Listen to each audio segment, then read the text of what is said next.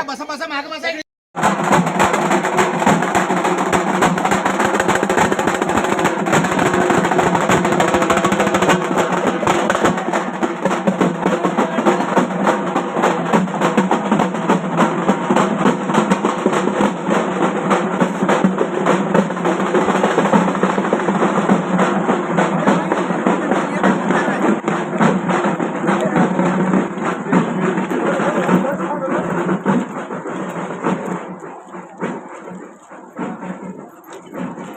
ताईने आमच्यावर निष्ठा, जे काँग्रेसवर निष्ठा आहे आणि लोकांचे कामं करतो, सर्वसामान्यांचा आवाज आम्ही उचलतो. ज्या तुमचा आणि सरकारमधला जे दुवा असतो ते आम्ही मध्यस्थी होऊन सरकारपर्यंत प्रश्न मांडण्याचं काम करतो. तहसील कार्यालय असतील, दवाखाने असतील, पोलीस स्टेशन असतील, अशा अनेक आम्ही कार्यक्रम या माध्यमातून तुमची आम्ही सेवा करण्यासाठी तयार आहे. खासदार ताई सक्रिय आहेत, ते कामं आम्हाला घेऊन या म्हणतात. लोकांचे, शेतकऱ्यांचे जे समस्या आहेत तुम्ही ते सोडवा म्हणून सांगतात. ताई साहेब स्वतः ते आपल्यामध्ये आमच्या प्रचार समारंभासाठी ते आलेले आहेत. ते मनोगत व्यक्त करतात. मला खासदार प्रणितीताई शिंदेनी मला संधी दिली म्हणून मी त्यांची आभारी आहे. तर तसंच पंचायत समितीसाठी शांताबाई उन्माने हे उमेदवारी आहे. तरी आम्हाला दोन्ही उमेदवारांना जिंकून आणायची तुमच्या हातात आहे. संधी दिली खासदार प्रणितीताई शिंदेची मी आभारी आहे. मी तसंच पंचायत समितीसाठी शांताबाई हनुमाने हे पण आहेत. तरी तुम्ही हे दोन्ही उमेदवारांना भरपूर मतांनी विजय करा ही माझी विनंती आहे. यानंतर मॅडम गावामध्ये आमचं क्षेत्रवर्ग जास्त आहे आणि सध्या उसाची बिलाचं मॅडम काय झालेलं 27 दिले मी तेच आणखी दिलेलं नाही.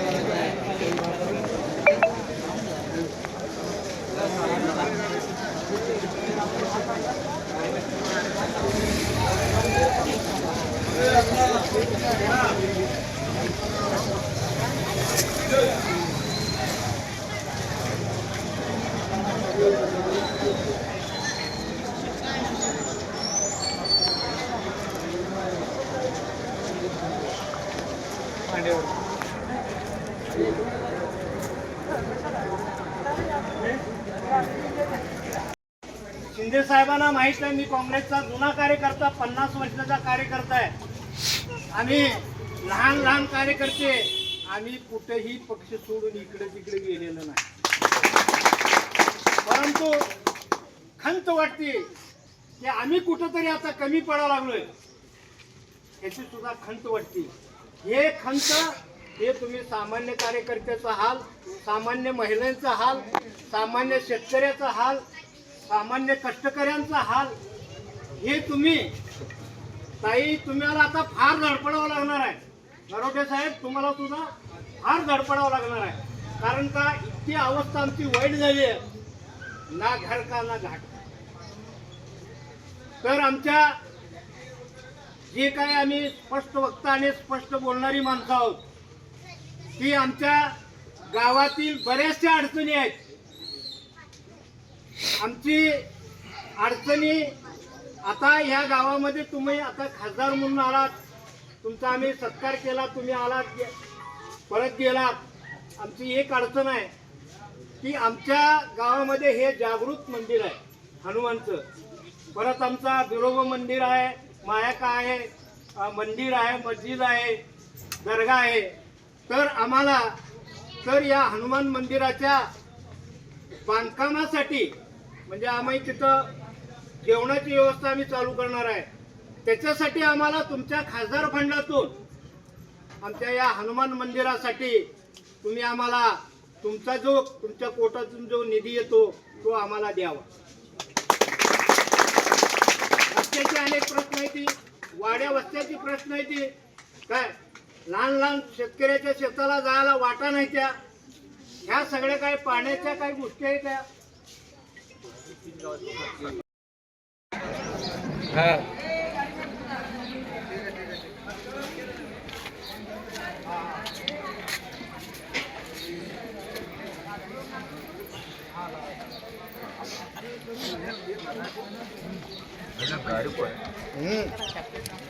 अरे खाना खा रहे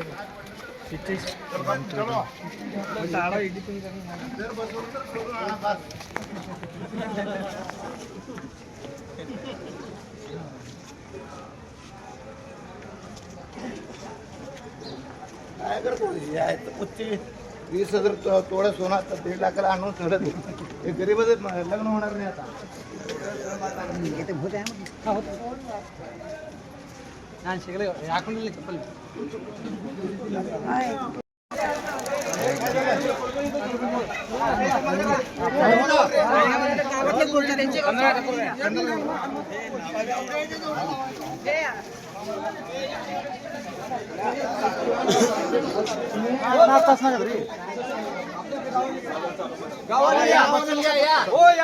बसा बसा मागे बसा.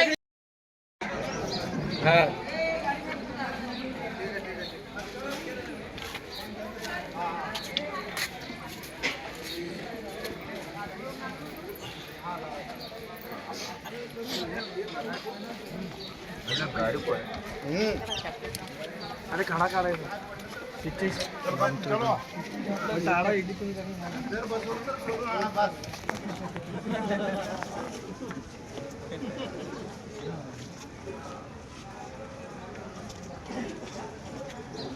काय करतो 20,000 तोडा सोना आता 1.5 लाखाला आणून ठरत हे गरीबच लग्न होणार नाही आता.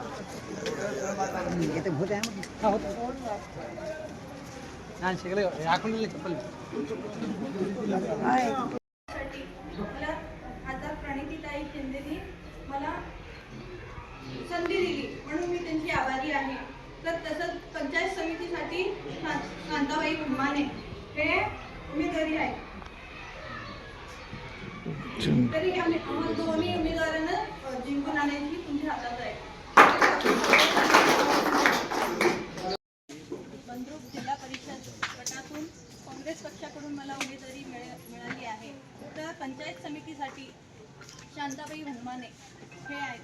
तरी तुम्ही दोन्ही उमेदवारांना घोष मताने निवडून आणावं ही माझी विनंती. शिंदे साहेबांना माहित आहे मी काँग्रेसचा जुना कार्यकर्ता, 50 वर्षाचा कार्यकर्ता आहे. आम्ही लहान लहान कार्यकर्ते, आम्ही कुठेही पक्ष सोडून इकडे तिकडे गेलेलो नाही. परंतु खंत वाटते की आम्ही कुठंतरी आता कमी पडायला लागलोय, याची सुद्धा खंत वाटते. हे खंत हे तुम्ही सामान्य कार्यकर्त्याचा हाल, सामान्य महिलांचा हाल, सामान्य शेतकऱ्याचा हाल, सामान्य कष्टकऱ्यांचा हाल, हे तुम्ही ताई तुम्हाला आता फार धडपडावं लागणार आहे. नरोटे साहेब तुम्हाला सुद्धा फार धडपडावं लागणार आहे. कारण का इतकी अवस्था आमची वाईट झाली आहे, ना घर का ना घाट. तर आमच्या जे काय आम्ही स्पष्ट वक्ता आणि स्पष्ट बोलणारी माणसं आहोत, ती आमच्या गावातील बऱ्याचशा अडचणी आहेत. आमची अडचणी आता ह्या गावामध्ये तुम्ही आता खासदार म्हणून आलात, तुमचा आम्ही सत्कार केला, तुम्ही आलात परत गेलात. आमची एक अडचण आहे की आमच्या गावामध्ये हे जागृत मंदिर आहे हनुमानचं, परत आमचा बिरोबा मंदिर आहे, मायाका आहे, मंदिर आहे, मस्जिद आहे, दर्गा आहे. तर आम्हाला तर या हनुमान मंदिराच्या बांधकामासाठी म्हणजे आम्ही तिथं जेवणाची व्यवस्था आम्ही चालू करणार आहे. त्याच्यासाठी आम्हाला तुमच्या खासदार फंडातून आमच्या या हनुमान मंदिरासाठी तुम्ही आम्हाला तुमचा जो तुमच्या कोटातून जो निधी येतो तो आम्हाला द्यावा. रस्त्याचे अनेक प्रश्न आहेत, वाड्या वस्त्याचे प्रश्न आहेत, काय लहान लहान शेतकऱ्याच्या शेताला जायला वाटा नाही त्या, ह्या सगळ्या काही पाण्याच्या काही गोष्टी आहेत त्या. तर ती निवडणूक संपली, देशभरामध्ये काँग्रेसची लाट आणि महाविकासाची लाट आल्यावर ते लाडकी बहिणीची योजना आणले. सुरुवातीला लाडकी बहिणी जेव्हा आणले त्यांनी सरसकट महिलांना पैसे देण्याचं काम केलं, पण त्यांची विधानसभा संपली. नंतर ते 30% लोकांना महिलांना कट केलं. ते काहीतरी अटी लावून हे आहे ते आहे, कार आहे, ट्रॅक्टर असू नये, हे असू नये. आता शेतकरी असल्यावर छोट्या मोठ्या गाड्या असणार, हे असल्यावर त्यांना पैसे मिळणार नाही. पण नगरपंचायत निवडणुकी झाले, पुन्हा अटी निर्माण केल्या, पुन्हा 30% लोक कमी केले. आता 30 ते 35% लाडक्या बहिणीला पैसे भेटतात. लाडक्या बहिणीला पैसे कुठनं येतात? आई आणि सासूंचे पैसे कट करून ते लाडक्या बहिणींना देतात. खरं म्हणजे मी पत्रकार असल्यामुळे मी लोकांमध्ये फिरत होतो. त्या बँकेमध्ये DCC बँकेमध्ये रोज चक्रा मारत होते. म्हातारे ज्यांच्या मुलं नाही आहेत, जे अनाथ आहेत, जे वृद्ध आहेत, ते बँकेमध्ये येणार आणि तिथं विचारणार. पण तिथं विचारलं तर काय त्यांच्या अकाउंटमध्ये पैसे नाही. ते जेव्हा रडत होते ना, तेव्हा आमच्या हृदयामध्ये असं एक त्रास होत होता आम्हाला. म्हणजे ही परिस्थिती का निर्माण झाली? त्यांना माहीत आहे ते म्हातारे जे वृद्ध आहेत त्यांचे पैसे यासाठी कापलेत नाही, ते राष्ट्रीय काँग्रेसचे विचारायचे आहेत. आणि जे तरुण आहेत, जे लोक नवीन आहेत, त्यांना इतिहास माहीत नाही, जे काँग्रेसने दिलेलं त्यांना इतिहासाचा अभ्यास नाही. त्यामुळे ते लोकांना भरकटण्याचं काम ते केलेलं आहे. खरं म्हणजे आपल्याला इतिहास वाचायला गरजेचं आहे. आणि त्या माध्यमातून आमच्या प्रणितीताई लोकसभेमध्ये वेळोवेळी शेतकऱ्यांचे प्रश्न मांडलेले आहेत. आज शेतकऱ्यांसाठी बोलणारं कोणी नाही. भाजपमध्ये भाजपचा कृषी मंत्री कोण आहे हे आम्हाला सुद्धा माहीत नाही. एक तरी तो बांधावर जात नाही. फक्त फोडाफोडी, पैसे, गोष्टी, मारामारी, जात धर्म याच्याशिवाय त्यांच्याकडे पर्याय नाही. काही एवढं 2014 भ्रष्टाचाराच्या मुद्द्यावर त्यांनी निवडणुका लढल्या. अनेक समाजसेवकच्या नावाने अण्णा हजारेसारखे असतील, बाबा रामदेवसारखे असतील, त्यांना इथं रामलीला मैदानावर बसवलं आणि खोट्या गोष्टी पसरवून काँग्रेसबद्दल नफरत करण्याचं काम त्यांनी केलेलं आहे.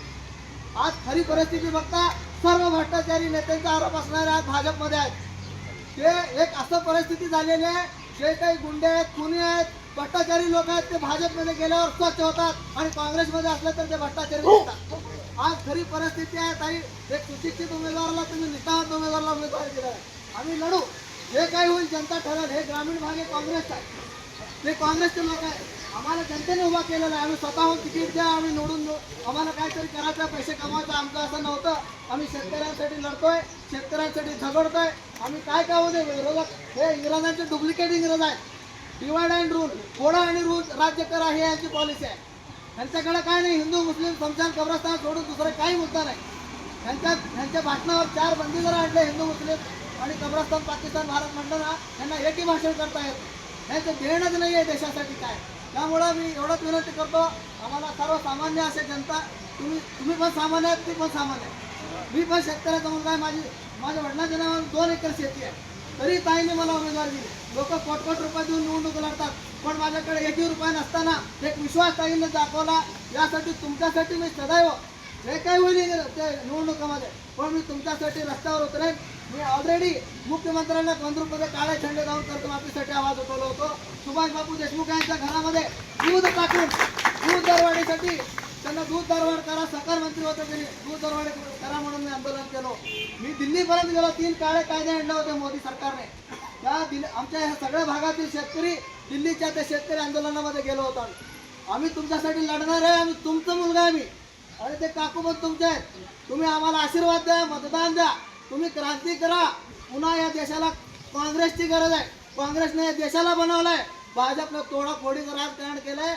अडाणी अंबानी सारख्यांच्या हातात या देशाची चावी दिलेली आहे. उद्या आपण पुन्हा गुलाम बनणार आहे ह्यांच्या हातात सत्ता दिलं तर. आज तुम्ही जागृत नाही झाले तर भविष्य पुन्हा राजवटी हुकुमशाही ते इंग्रजापेक्षा हे खतरनाक आहेत. हे जाती धर्मामध्ये लढवतात. यांच्याकडे बंदुका आहेत, गोळ्या आहेत. यंदा बोलणारं प्रशासन पण यांना घाबरतो. आज सध्या पोलीस यांच्या बरोबर आहेत, सरकार यांच्या बरोबर आहे. मोठ्या सुप्रीम कोर्टापासून यांनी मॅनेज केलेले आहेत. त्यामुळे एक कळकळीची विनंती आहे, आपण जोपर्यंत संघर्ष करणार नाही, तुमच्यासाठी लढायला कोणी येणार नाही, लक्षात ठेवा. हे पण इंग्रजात आहेत, इंग्रजापेक्षा भयानक आहेत. इंग्रज थोडे शिस्त तरी होते, पण ह्यांच्यापेक्षा भयानक आहेत. बस एवढाच बोलतो. आमचे ताई सर तुम्हाला मार्गदर्शन करतील. जय हिंद, जय महाराष्ट्र. ताईने आमच्यावर निष्ठा, जे काँग्रेसवर निष्ठा आहे आणि लोकांचे कामं करतो, सर्वसामान्यांचा आवाज आम्ही उचलतो. ज्या तुमचा आणि सरकारमधला जे दुवा असतो ते आम्ही मध्यस्थी होऊन सरकारपर्यंत तुम्ही प्रश्न मांडण्याचं काम करतो. तहसील कार्यालय असतील, दवाखाने असतील, पोलीस स्टेशन असतील, अशा अनेक आम्ही कार्यक्रम या माध्यमातून तुमची आम्ही सेवा करण्यासाठी तयार आहे. तर खासदारताई सक्रिय आहेत, ते कामं आम्हाला घेऊन या म्हणतात. लोकांचे शेतकऱ्यांचे जे समस्या आहेत तुम्ही ते सोडवा म्हणून सांगतात. तर ताई साहेब स्वतः ते आज आपल्यामध्ये आमच्या प्रचार समारंभासाठी ते आलेले आहेत. ते मनोगत व्यक्त करतात. संधी दिली खासदार रणजितसिंह शिंदेंची मी आभारी आहे. मी सतत पंचायत समितीसाठी शांताबाई हनुमाने हे पण आहेत, तरी तुम्ही हे दोन्ही उमेदवारांना भरपूर मतांनी विजय करा ही माझी विनंती आहे. त्यानंतर मॅडम गावामध्ये आमचं शेतकरी जास्त आहे आणि सध्या ऊसाची बिलाचं मॅडम काय झालेलं 27 युनिट दिले मी तेच लांच केलेलं आहे.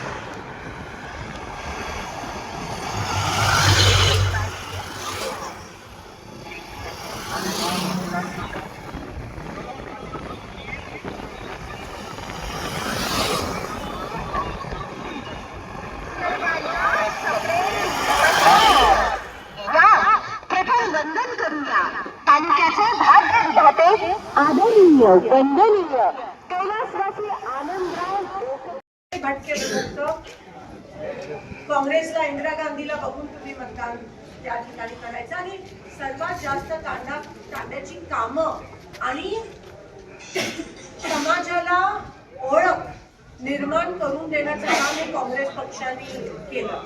पण बीजेपी आल्यापासून कांद्यांना विकत घेण्याचं पाप करत आहे हे लक्षात घ्या. आणि म्हणून असं जर होत असेल माझे कांद्यावर